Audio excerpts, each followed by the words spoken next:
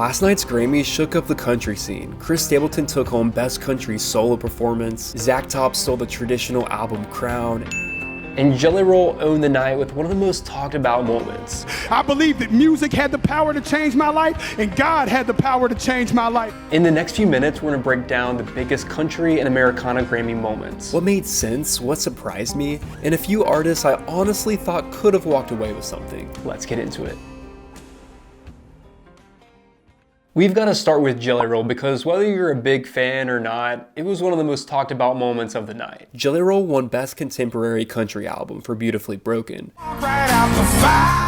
And honestly, the award almost became secondary to the acceptance speech. There was a moment in my life that all I had was a Bible this big and a radio the same size and a 6. The way he talked about gratitude, praising Jesus, and being pulled out of some really dark moments in his life, that clip was everywhere. Anybody can have a relationship with him. I love you, Lord. You could feel how much it meant to him. That moment alone made his win one of the most memorable of the entire night in the country world. Now, let's get into the Best Traditional Country Album, which went to Zach Top for Ain't In It For My Health. First off, it was a great album. I mean, Zach Top is doing something really special in the traditional country world. But man, this category was loaded.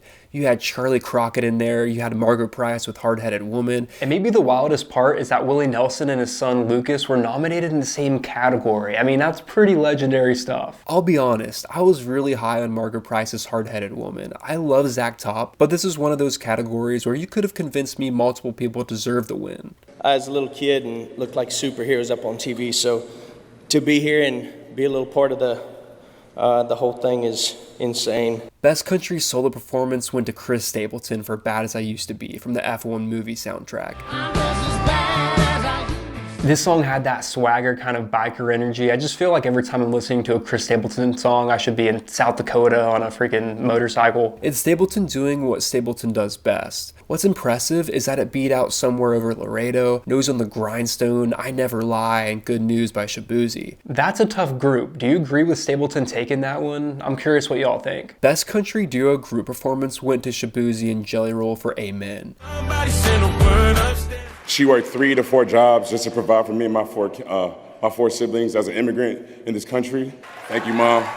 It's one of the songs that's catchy, it's uplifting, and has a bunch of claps to it. What's crazy is that this song beat out George Strait and Reba, absolute legends. That alone tells you how competitive this year was. But the best country song of the night was Bitin' the List by Tyler Childers. All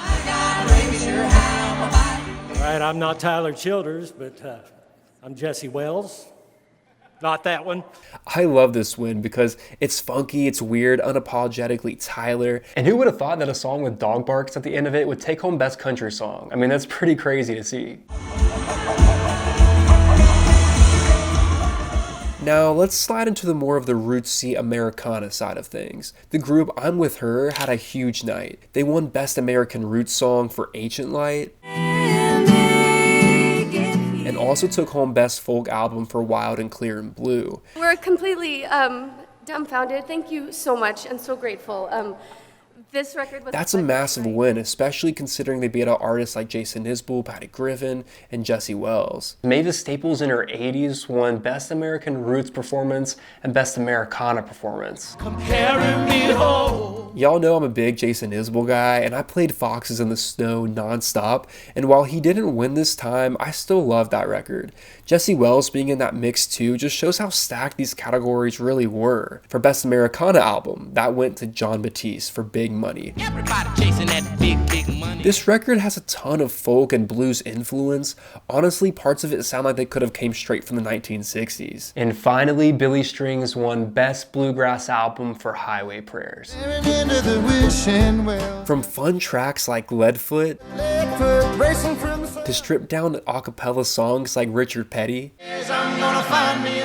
Billy continues to take bluegrass and completely make it his own. With all of Billy's albums that he's released in the past, where do you think Highway Prayers stacks up? I'd love to know in the comments. Now let's talk about what I wouldn't call full-on snubs, but artists that definitely could have won. Margot Price especially. What she's doing right now, doing country her way, it's pretty special.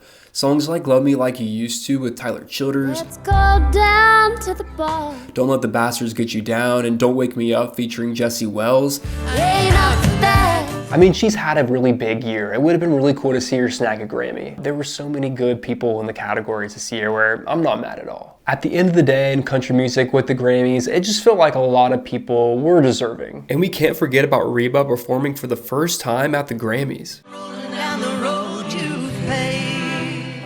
Let me know what you think. Who surprised you? Who should have won? Do you agree with the Grammys? I'd love to know in the comments below.